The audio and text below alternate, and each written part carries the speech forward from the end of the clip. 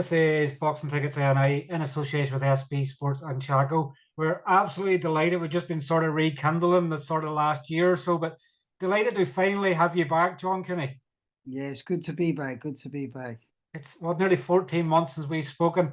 We always had a laugh and a joke before because at some stage you'd curly hair and other stages you'd nearly no hair, and it's going, what John Cooney am I getting tonight? Is he gonna have a wig or something on? We'd always drama around it, but it's great to catch up first and foremost, and I guess great to have you back in action as well. Yeah, look, it's good to be back. Obviously, like you said, we haven't spoken 14 months. By the time I fight, I'm pretty sure it'll be 18 months or close to it by the time I last fought.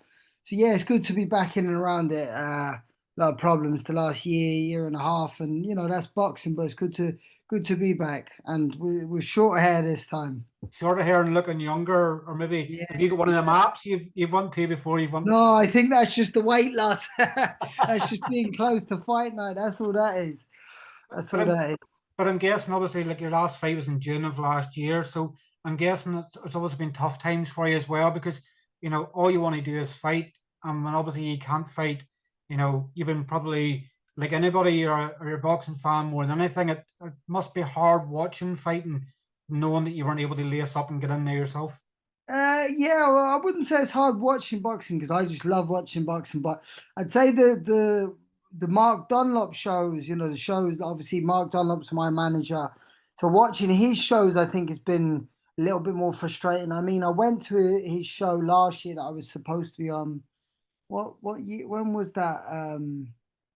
Well, he's done five this year. I think that the one he done. Yeah, it was one earlier in the year there. I'm pretty sure it was the March one. I can't fully remember. It was either March or June anyway, and I was supposed to be on one of them. And I went there to watch, and it was very frustrating. It was very hard to watch, very hard to watch. But boxing in general, I love watching. But obviously, look, like I said, I've been out a long time, and I've missed it. I'm looking forward to getting back in there. I Really wanted to looking. sort of touch on that obviously because I know initially when you signed with Mark and things like that, when you were up training obviously with Dan in Belfast, we were trying to organise you do an interview in person because we haven't interviewed in person. No, That's how no, no, Zooms took over the world the last couple of years. I've never actually met you in person. I was no. looking Yeah. forward to it. We just couldn't plan the days. But obviously in terms of signing with Mark, I guess the proof in the pudding and obviously what he's done for fighters. But what was it for you that got you across the line with Mark? So initially, I was due to just fight on one of his shows, not being managed by him. Just put on one of his shows. I guess just as another fighter, and it fell through. I'm pretty sure it was last November because of COVID and whatever. And it just seemed, easy to work with or whatever. And he said likewise for me. And he said, look, you seem like a nice fella. I get you back on, and then we kind of kept in contact, and it kind of went from strength. From I seen what he's done for his other fighters, so it always interested me working with him. Obviously, a big one being Tennyson and Tommy McCarthy. Them boys, he's took them to high levels. Like he took James Tennyson in the weight divisions that I'm in to world level. And obviously you've got to be good enough to do it, but he can pioneer you and get you in them positions to get you there. So it was attractive to me, and just he's a good guy. Do you know what I mean? He's done a lot for me. Even though I haven't fought under him yet, the last year and a half, he's worked hard, very hard behind the scenes just to get me back in the ring through certain situations and stuff that I probably can't touch on too much. But yeah, even like I say, I haven't even been able to fight for him yet, and the work that he's done even for me, and I haven't even been able to give anything back, just shows how much of a good manager and a good person he is. So I'm delighted to be working with him. I look forward to actually progressing with him and moving forward. I guess you've obviously kept an eye on your stablemates, like probably from say since the first time you're supposed to appear in his card last year. Colin Murphy's obviously went from making his debut. He's obviously now going to be defending his BUA Celtic title, and I Yeah, guess that's testament in the fact that what Mark can do for fighters can guide them in the right way. So it's a obvious decision to make if you want to progress in boxing and have the ties that Mark has with Matchroom and Boxer and everything else. It's a yeah. perfect fit. Yeah, that's it. Look, if you're good enough, Mark will get you the opportunities. It's that simple. Mark doesn't blow smoke where there's no smoke to be blown. You know, he'll tell you how it is. He'll tell you what is, you know, what opportunities you can get or can't get. He won't sell you a dream. You know, that's one thing that I've really liked about him that I've noticed. You know, I sometimes might get, you know, like every boxer does, gets excited and puts out ideas and whatever. And the first thing he'll do is if it's unrealistic, he'll put you down like, no, listen, that's, you know, he'll put you in your place, but in a good way. You know, he's realistic. So if he ever tells you that this is going to happen, or he's going to get you this or get you that or try to get you, he'll get it. You know, he's proven that with his fighters over the years. Like you said, that Colin Murphy, he's doing quite good. Yeah, and he only turned pro. I don't know, when was it? Was it last year? September last year. Yeah, you know, and already he's defending. Already had his coach, so he's been in a couple of good fights. He was on the Conlan card, so he's already doing good things for him. So look, if you're a good boxer and so on and so forth, and you're willing to take certain risks, he'll get you the opportunities, and then it's up to yourself. So yeah, And I guess, and obviously another massive move, obviously, we're blowing so much smoke up Mark tonight about having to hand us £20 notes. But obviously TG4 or TG Cahar, as some people announce, it's obviously going to be massive, you know, for you, obviously your first time sort of appearing on UK and Ireland TV. A lot of your fights have been Spain. You've sort of been like a Harlem Globetrotter. But yeah, this, yeah. this is your sort of your first fight in the UK and Ireland, and TG4, TG Cahar can be picked up anywhere in the world. Yeah, So it's anybody, brilliant. It's brilliant. If it nearly feels like, you know, obviously, like you said, I've been boxing abroad and stuff through the COVID. So it feels like I'm making my debut again, and to do it on a TV show, you know, a lot of people watch TG Car, you know, it's in Ireland, especially Republic of Ireland, this, you know, I work in a barbershop and I get people coming in, you know, that were telling me they were watching the Eric Donovan fight, and these people don't watch boxing. You know, Mhm. they're not boxing fans. They're not, you know, I wouldn't even call them casuals. They just seen it was on the Saturday night and they flicked it on and they were watching it, you know. So the amount of eyes it can draw, you know, the first time I ever watched any boxing from the Republic of Ireland was at TG4 years ago. It was a few years ago, the Ray Moylett show back in Mayo. Yeah, that's I don't right. remember it. So yeah, it's great. Like TG4, TG Car, whatever you want to call it. People call it different things, but it's great that they seem to be getting back behind Irish boxing again. You know, they were back Eric there a little bit for his European title fight.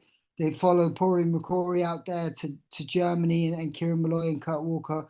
You know, so that's brilliant. The fact that they went out to Germany, I think, was a big indication that they want to get behind it again. And obviously, like I say, they're doing Mark's show, you know, and hopefully into next year, if he can keep producing good shows, which I believe he will with some of the fighters fights he's putting on, then yeah, I don't see why it can't go from strength to strength and get bigger and bigger and bigger fights on the platform, you know? Well, it's sort of, I guess, been on TG4 and sort of your first fight in nearly a year and a half. The sort of nerves, I guess, will kick in again. It's sort of, you know, as you say, until you get punched in the face, you'll not even feel like you're boxing again. Yeah, listen, I don't know about the nerves.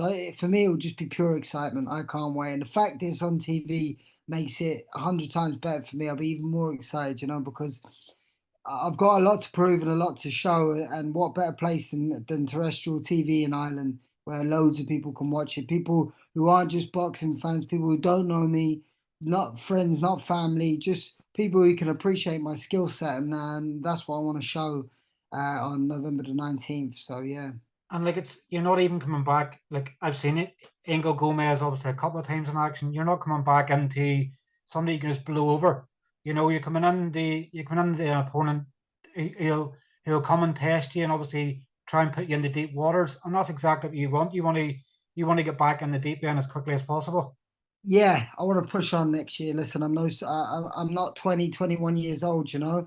And like I say, I've been out a year and a half, but I haven't been sat on the couch a year and a half. You know, I've been in the gym.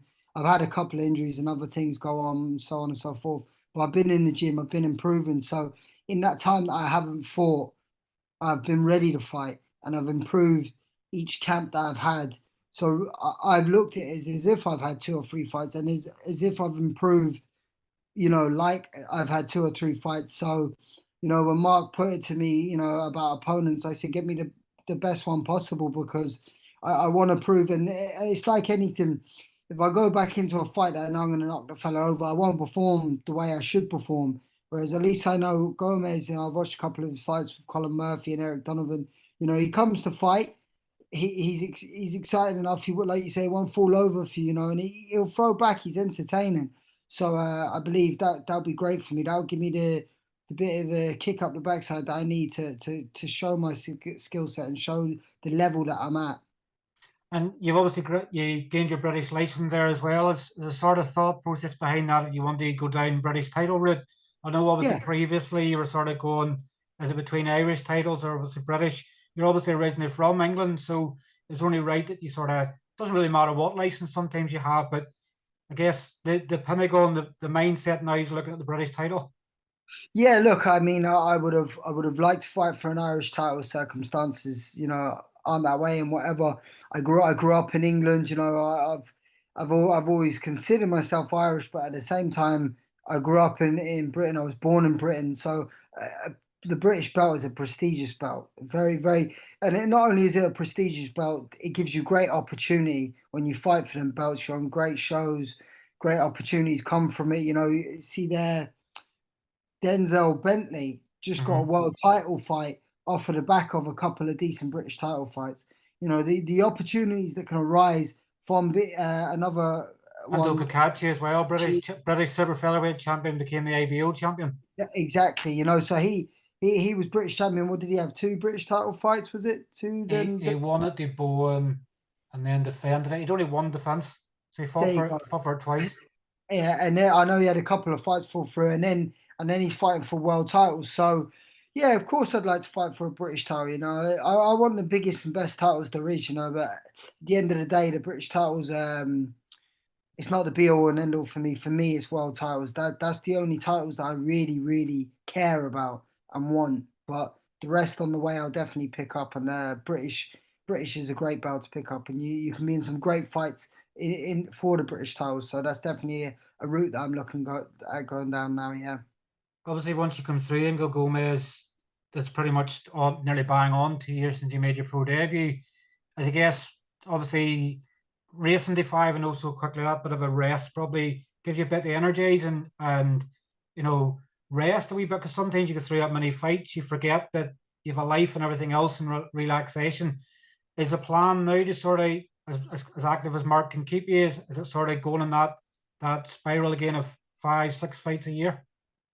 Yeah, look, obviously Mark's the man to the man with the plan, as I say. Like for me, it's boxing is all I really think about and do. I love it. I'm in the gym the whole time, so if I could fight 4 or 5 times a year, I would fight 4 or 5 times a year.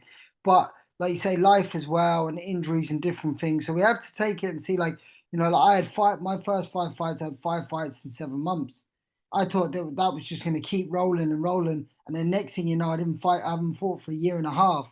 So and that was due to no fault of my own. So unfortunately, sometimes these things are out of your circumstances. But the plan is now is to get back in the ring in a few weeks' time and push on and keep as active as possible. And I want a big year next year, and I want big fights. I want title fights. I want 50-50s, and I want to really push on. And Mark's the man to do that for me. What can obviously people tuning in on November 19th expect? Are they going to expect a new and improved John Cooney? What are we going to see that we haven't 100%. seen before? You're going to see excitement and you're going to see a firefight. Gomez, he likes to fight. He'll throw back, and I'll be there in front of him. I'll be there in front of him, throwing plenty of punches. I've never been as fit as I am now, and I'm very eager. So yeah, I'm gonna bring a lot of excitement. People tuning in, they're gonna want to stay and watch because that's what it's about. Although you got to box and you got to win, you got to give a bit of excitement. You got to give fans something to watch. So, and that's what I'll be giving them. Definitely. But it's been an absolute pleasure catching up with you once again. I'm looking forward to it. 3 weeks' time, obviously catching up with you in person finally. Yeah, But obviously want to thank you once again. It's a late night one tonight. I'm obviously going to upload this tomorrow morning, which will be Saturday. So it'll be 3 weeks to fight night when this is up. But thanks once again, John. And we'll catch up with you in a few weeks' time. perfect. Chat to you then. Cheers, Bye. John. Take care. Thanks. Bye bye. Bye bye.